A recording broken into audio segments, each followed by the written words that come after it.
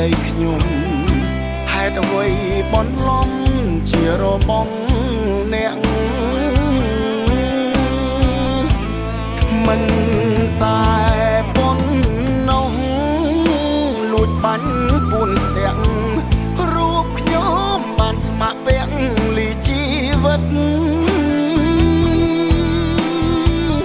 ទឹកចិត្តកងតបផ្ដាច់ញាការពីងើយព្រំដែនសីមាគង់ពងស្ថេស្ថិតត្រៀមខ្លួនជាស្រេចចំពោះអមិត្តហ៊ានបដូរជីវិតការពារទឹកដី